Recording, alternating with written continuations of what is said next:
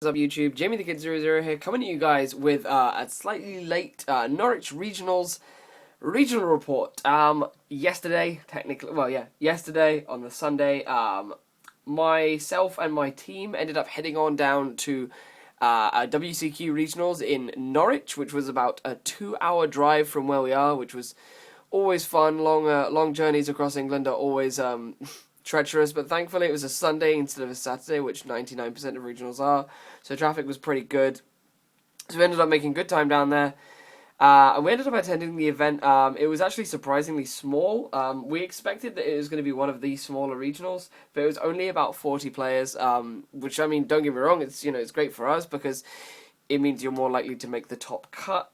Of course, it pushed the prize bracket down, but the prizes were still fairly strong. I ended up playing Burning Abyss, as you will see in front of you. I ended up taking 4th place, going X and 1, losing in the first round, and then playing all the way out to take a 4th place finish in Swiss, because there was one X01, which is undefeated at the draw, and then there were 2 more X1s above me, and then there was me. Because the person I lost to basically just did horribly, but I lost to him because of things that were out of my control.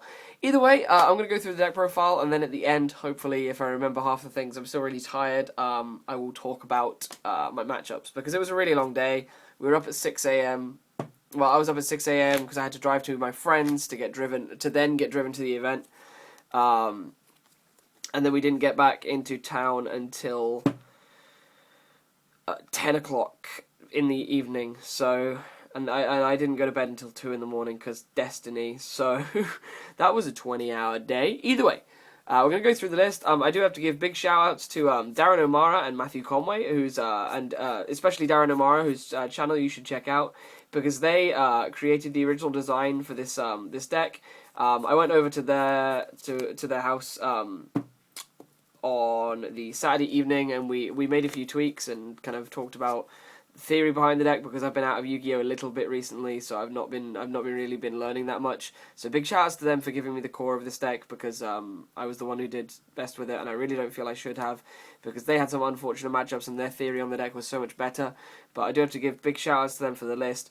They talk about a lot of theory in their video concerning this list, so I will link it in the description, and please go and check that out if you want to hear the theory behind a lot of the picks, which I'm going to try and talk through, don't get me wrong, but they'll do it better because it was originally their ideas. And sorry if things were a bit bleached out. I had to put the iPhone light on because the lighting in my room is awful at the moment, so things are going to be really, really bleached out but bright. So yeah, 3-tour guide.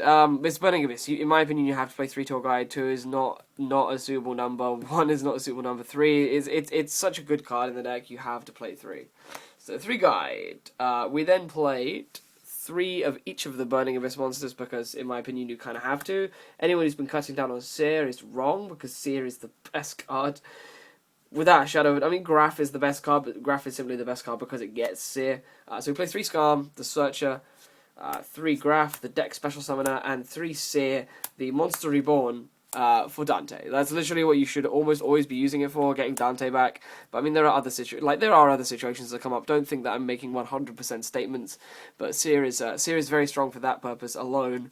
And there were so many situations like where I would have like a Dante, I'd have a Downerd Magician swinging with a Seer underneath it, and the Dante's already in graveyard. I could just poke for the 2/3, detach the Seer would get the Dante, and I get to swing for another 1,000. And that actually won me 3 games, that play. So Seer is just so strong, and being 16 is an enormous stick. The amount of times, like especially in testing with the rest of my teammates, the amount of times you could just summon this and start sticking for 16, it's enormous. So that's the Burning Abyss monsters. We played, of course. Well, Tour Guide is an honorary Burning Abyss monster. So we played the full 9, and then the 3 Tour Guide. We ended up playing 2 Mathematician. We were playing 3. We respect that the card is very strong. We really like the card. But 3 was just a bit much. We found that sometimes you don't need to play 3. You want to play 3 Send outlets. So we played 2 of this and a Foolish Burial. Because in all honesty, the Foolish Burial is a better card. But this is just as good in the opening. But Foolish lets you make even better combo plays. So we felt that we didn't need 4, because 4 was too many. 3 was a good number, so we played 2 of this, which is a very good card anyway, and then the Foolish as the 3rd sender. We then played 3 Riser, which is, in my opinion, the MVP of the day. Ryza just put in an enormous amount of work. I actually played a lot of rogue decks, and my phone is going off in the background. Shut up. Just put that on mute. I played against so many rogue decks, which is kind of annoying because I want this to be a respected regional top. But in all honesty, like I had some really, really tough games against really random rogue decks. Then this card just put in so much work. The ability to go like this, Wing Blast, put 2 cards on top of their deck, and basically just win from there was incredible. So in my opinion, Ryza was the single best card in the deck over the course of this Sunday event. And then I then played 1 copy of Effect Veiler. 1, because it's hardly even in here to be Veiler. It's more in here to be a light target in the main deck for Blackluster Soldier. Of course, the main ways you're going to be seeing this card is either by drawing it and using it, which I actually did a fair amount, surprisingly.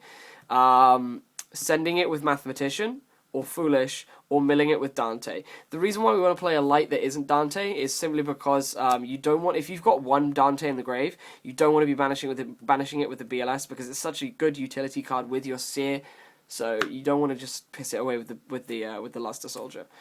So that's the monster lineup. We did not play any bigger light engine. We didn't play the sorcerers or anything like that. That's literally all we chose to play monster wise. So it's, I believe, 19 monsters it was on the deck list when I did my deck list. Let me just do this. Yeah. So it was a pretty. I'd like to say now that I like the list. Before the event, my friends had me testing this, and in testing, I didn't win a single game with this list. I didn't win a single match. I won a couple of games, but I didn't win a single match with this list in testing against my friends who were playing the same list. So I really didn't like the list going into the regionals. I didn't have anything else built, so I thought, screw it, I'll just go with it. And it proved to be alright in the day, so such is life, I guess.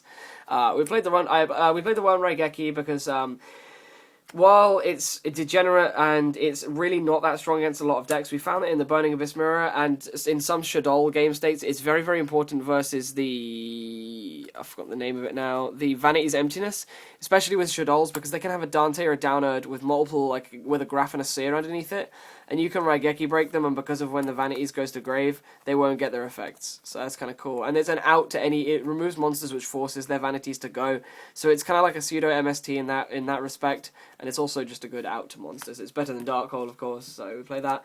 Book of Moon, single best spell in the deck, without a shadow of a doubt, simply because in the Burning Abyss Mirror, if they've got multiple monsters and you book one of them, because of the ruling about Burning Abyss monsters blowing up if there's a face-down monster, they count that as a non-Burning Abyss monster. So if they go special, you can book one and the other one will die, which is pretty nice. So Book's been really strong for that. There were situations where I was playing like against a Yang Xing player, and I summoned Ryza, they skill drained, I was able to book the Ryza, and push through.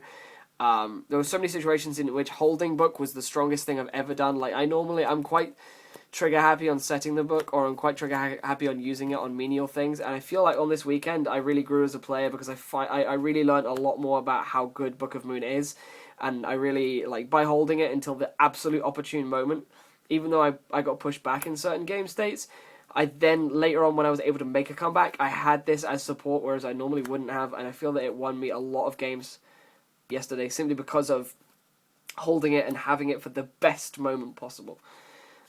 Foolish Burial, a card which is just incredibly strong because Graph is a card and because Seer is a card. So Foolish Burial just really, really strong throughout the weekend, throughout the Sunday, and then 3 Upstart Goblin. We really wanted to play 3 Upstart Goblin because we wanted to keep the list as consistent as possible, and a 1 in 37 chance of seeing certain cards is much better than a 1 in 40 chance. We definitely wanted to play 3 other cards. We wanted to main deck Mystical Space Typhoon and a Trap Stun, I believe. But we found that the upstarts, like having the upstarts in the list was really good, simply because it makes the deck more consistent, and it also gives us a way to turn off our own emptiness, which is very important in a lot of game states. Speaking of which, we're going to move on to the traps. We played, I believe, 15. Yes, we played 19 monsters, 6 spells, and 15 traps. So the traps are 3 Vanity's Emptiness, the single best card in the meta right now.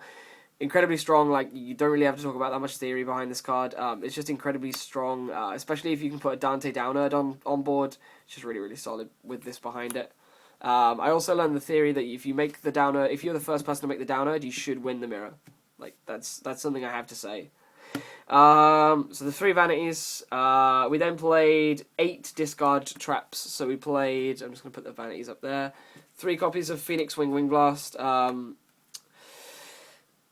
It's really, really strong. Like, I cannot stress how good this card is, and this is the reason. This is the reason why we play this as the only 3-of discarder. Simply because the ability to put certain really bad cards on top of your opponent's deck and then get profit from what you discarded, advancing your own game state and regressing theirs is just so, so strong, and that's what makes this better than the other 2 cards. It's also an out to anything.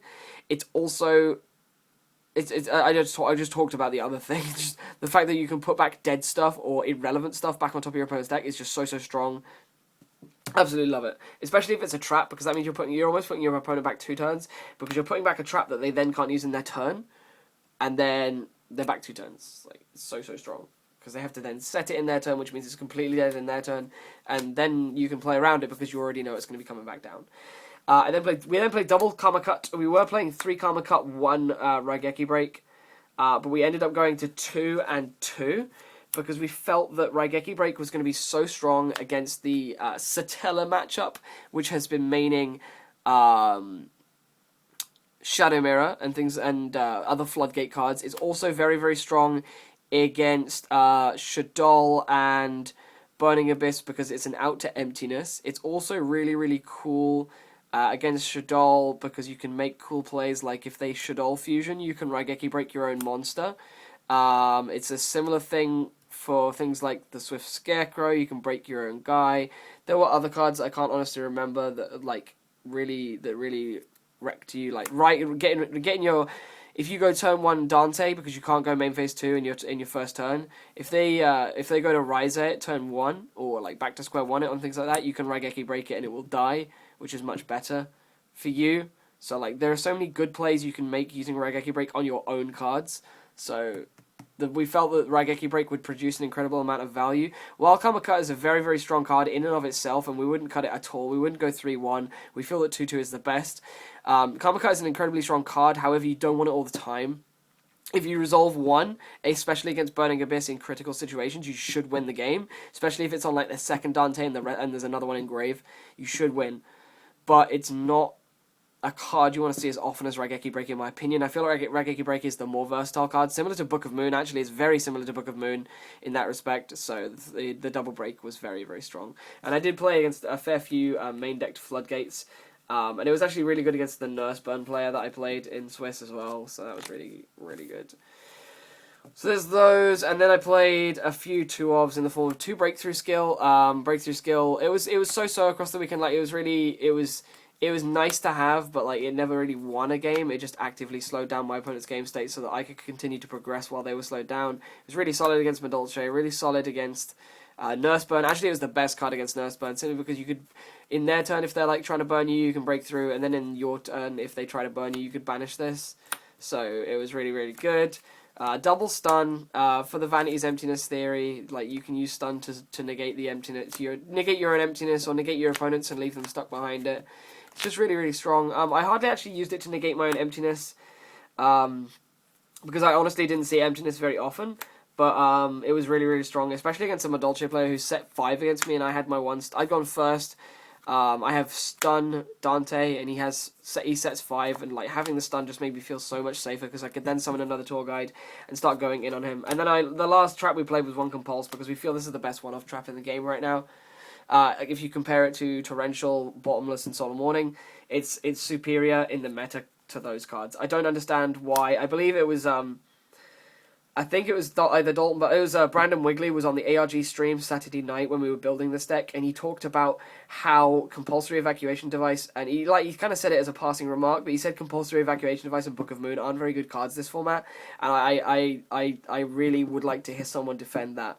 Because in my opinion, Compulsory and Book of Moon, especially in Burning Abyss, are incredibly strong cards. They're also very strong in Shaddoll. Every single deck profile I've watched come out of the ARGCS, everyone who's had a Book of Moon and Compulsory in their list has said that it was an incredibly strong card. So I really do challenge that logic, because I feel this was one of the best traps I played. But yeah, that was just something that I didn't understand that I wanted to actually question. But yeah, Compulse was just ridiculously strong. For the extra deck, it's a number of multiples, but in all honesty, there's not that many good rank 3s, so the good ones you want to play quite a fair few of. So to start off the list, we played some rank 4s. We played 3 copies of Downerd Magician. Downerd Magician, the single best card in the extra deck, so like simply because Dante exists, this card is very, very strong. The fact that you can make this over your Dante to mean that it won't get Wind Blasted or Rised is very, very strong, meaning that it can't be karma cutted, which is very good. It was really, really incredible. So the triple down nerd is also 27 stick, which is bigger than anything else Burning Abyss can make in the mirror, except Acid Golem, which is very, very bad for them. It's bigger than everything but Construct. It's just so strong. So I'm getting text about my list because I shared my list with a friend. So triple down nerd, like, you have to play the down. Like, in my opinion, the down nerd version is weaker than the rank up version because it can't make Pleiades, and Pleiades is super strong, but it's more consistent than the rank up version because it doesn't play as many possibly dead cards. Almost everything in this list is fairly standalone. Like, you can open like almost any hand of 5 cards in this deck, and you can do something. Like, you can stay alive to try and find other things, or you can actually begin to advance the game state. So that's why I like this list. We played triple Dante. I never actually made the third one, but in my opinion, you have to play the third one because if you get karma cutted for 2, it's so difficult to come back from that. So you have to have the access to the third. And most people will karma cut you at 2 because they know Dante is usually played at 2. So in my opinion, you have to play the 3. And it's such a strong card anyway, that even in the 1 in 10 game states in which you need the third, you will want to have the third. I know it's stupid amounts of money, and in fact my third one is even borrowed. Like, this isn't even my one. And I know that because it's actually bowed backwards, the other 2 are bowed forwards. In my opinion, like, you have to have 3, especially for regionals and things like that, where you're going to be playing against competitive decks and competitive players who really know how to combat the deck. So 3 Dante, double Ghost Trick Alucard. Alucard is really strong. The ability to nuke your opponent's set cards. The ability to, in my opinion, one of the my favorite things about this is if your opponent has a set Falco, you can Alucard the Falco, it goes to grave, comes back, and then you can just swing over it and it won't get its effect. Like, I really like that as an out to Falco. Just in and of itself. There's also really cool interactions, like if you have double Alucard on the field, your opponent can't attack because it can't attack other Ghost Trick cards other than the specific Alucard, so it can't attack the other Alucard. So it creates a lock like the Mothtronic one and the Dupe Frog lock. It's also really big because if one of them's in the grave and the second one dies, the first one can put the second one back in the extra deck. That's mainly why you play 2 and not 3. So double Alucard is very strong. I really liked it over the weekend. I never actually made 2 and I never made the lock, but like if you have the opportunity to make the lock, especially against an attack-based deck, it's really strong. To number 47, Nightmare Shark. This is played for the same logic as Jeff Jones cited in his deck profile after he won one of the ARGCSs with Burning Abyss. Simply because number 47, so your deck floats so well that if you bring your opponent to 4k, you can make one Nightmare Shark swing. And then if it dies, you can float until you have a game state in which you can make a second one and then you can swing for game. And putting your opponent to 4k is really easy in a game state where Solemn Warning and Soul Charge are still cards. So yeah, and then we played 5 1-offs. We played 1 Tempo, which a friend of mine insisted that we should play 2 of, but I only liked 1. I still haven't made it, but in my opinion, it'd be very strong in a lot of situations. It's really nice when you have your own down nerd and you want to prevent your opponent making a down nerd that's equally as big. So you can have this and your own down nerd, and it'll protect. It really does protect against certain things. It can also protect against Castell plays and 101 plays because you can just sit there on 17 and go, okay, make the Castell because I'm going to take a material off it. So that was a thing.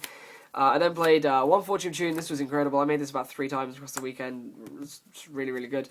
Giga Brilliant. I never actually made it, but the ability to make a 3k down nerd is something you shouldn't overlook. And I feel this is a very strong card. I just didn't. It wasn't demanded in some of the game states, but I do respect how good it is. Number 30, Acid Golem. I made this to swing for game, but I never made it otherwise. And 1 Zen Mains, I never made this. But my theory was you could use it to combat certain floodgates. So Zen Mains. It was a good theory card, but I never made it. Then the side deck is literally basically like the most consistent side deck we can make. It's like 3 offs and 2 offs of the most solid cards we felt were good against the main meta decks. And they were actually pretty versatile against some of the rogue decks, which I played against as well. So we played the 3 MST because floodgates and other degenerate face-ups are a thing. So you want to have the 3 MST as outs to that. So that was those for the side. We then played for the mirror match 3 Chain Disappearance, which was huge card for the mirror.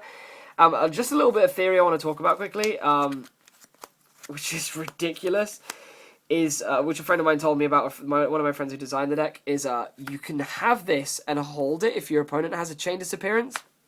If you ever read on your opponent having a Chain Disappearance, or if you just want to hold it for the fear, if you have your own Chain Dis and they have one, if you go, say, Special Dante, If they hold it until you make a Dante play, you special out the Dante, they go Chain Disappearance.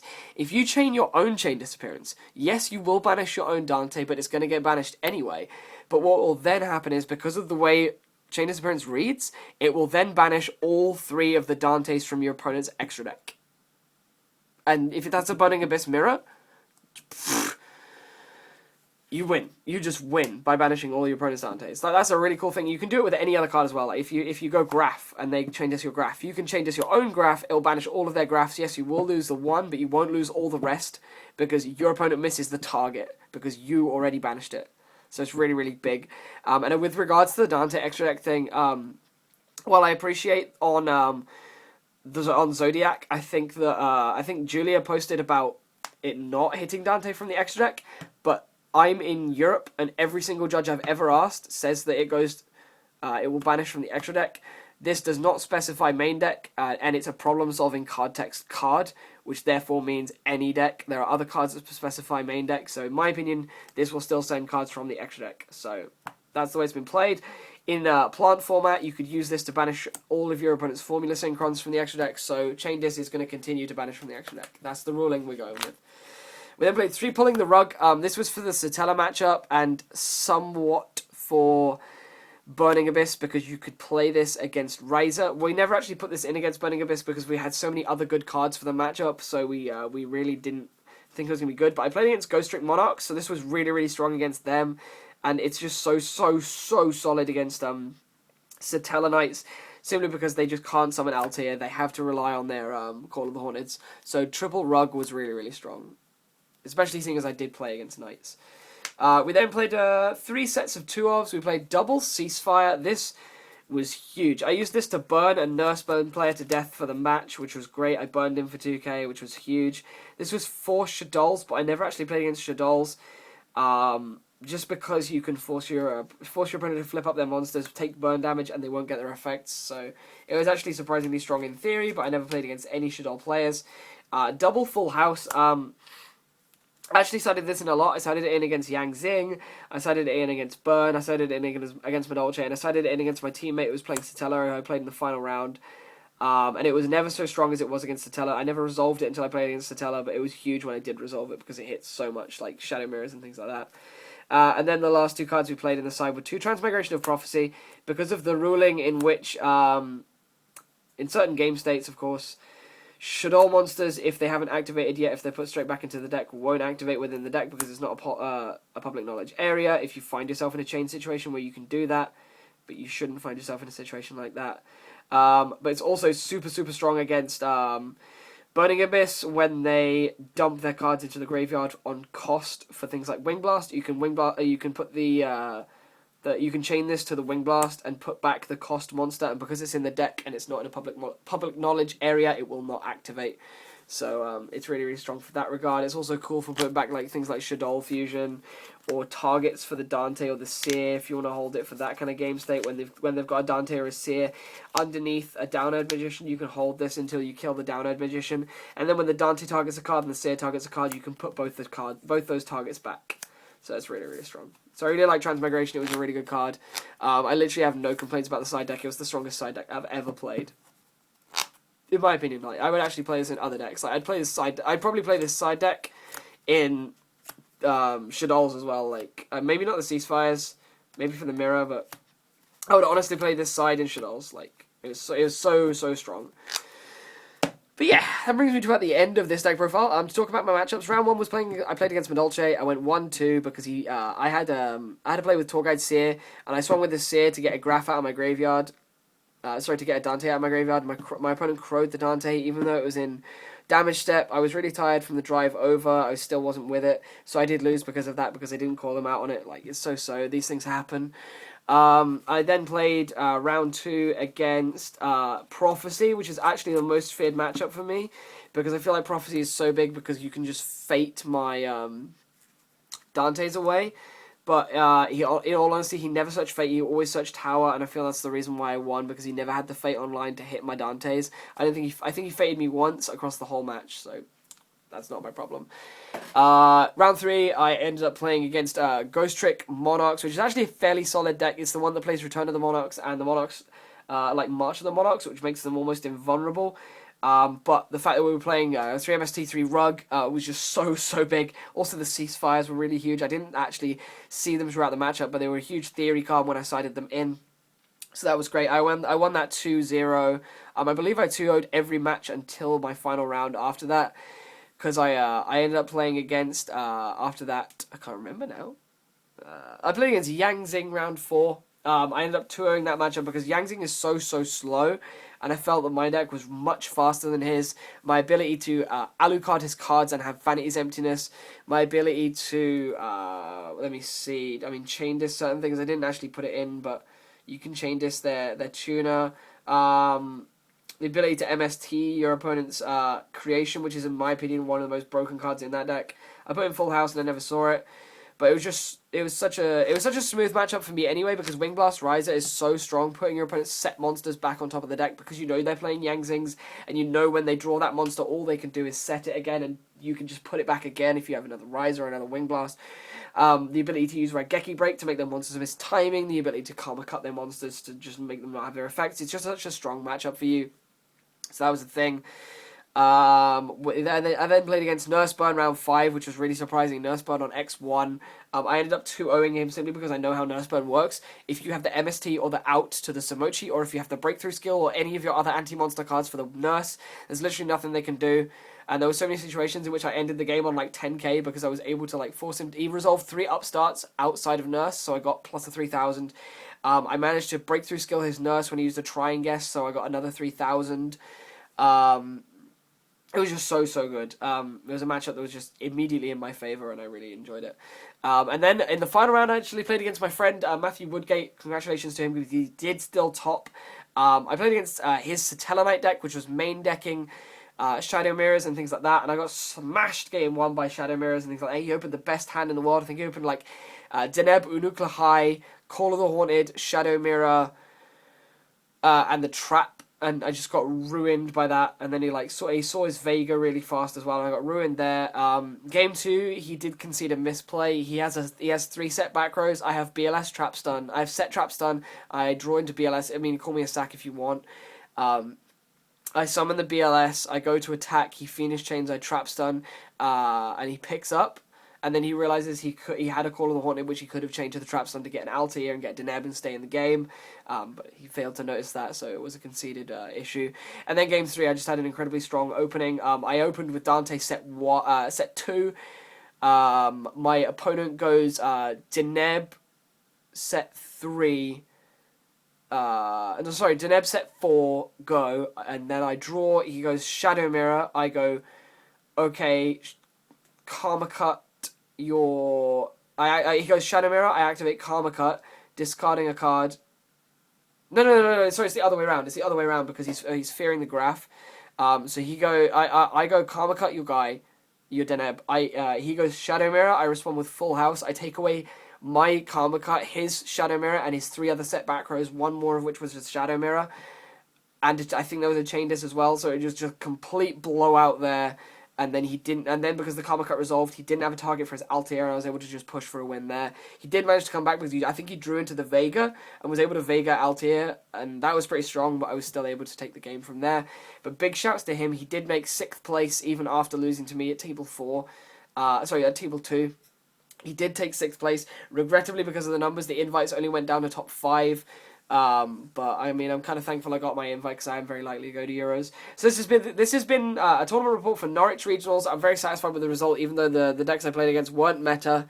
There were a lot of meta decks there. The top 2 decks in Swiss were Shadol. I think the third one was Shadol as well. No, the third one was actually Frog Monarchs, which was kind of crazy. But it was like a plant version. It was really strong. But that's everything I wanted to talk about. We're currently doing a bit of a tour of as many regionals as we can. We're thinking about Doncaster, but we're probably not going to be able to make Doncaster because it's 23. Sorry, it's a 2.5 hour drive compared to the 2 hours which Norwich was. It's even further than Norwich. Somebody like it's ages away from us. We've of course got our own regional in Aylesbury, and we've got one in Stevenage that you guys should totally come to. I'll be at both of those. I'll probably be judging the one in Stevenage, which will be kind of cool because I don't really feel like playing a Clyfort format. regional. I feel like I'll just get some free judge support, you know. But otherwise, that brings me to about the end of this video. I know it's been a half hour, but there's been a lot of theory I wanted to talk about. So, yes. So big shout outs to my other teammate, Matthew Woodgate, for also getting the top cut of this regional. I hope to see loads of you guys at Euros next year when I attend for the first time. I've never been to a European Championship before, and I now have the ability to do so. And otherwise, I think that's about everything. So please feel free to go check out my friend Darren O'Mara's channel. He's just starting out. He's got a lot of insight. He's definitely a far better player than myself. So please go and check that out. And otherwise, feel free to leave a like if you enjoyed the video. Please feel free to share the video if you feel your friends would benefit from it. And feel free to subscribe if you want to see more of the same. This is Jamie the Kid 00, and I'll see you guys again soon with some more Yu-Gi-Oh! Related content. Peace out. Bye-bye.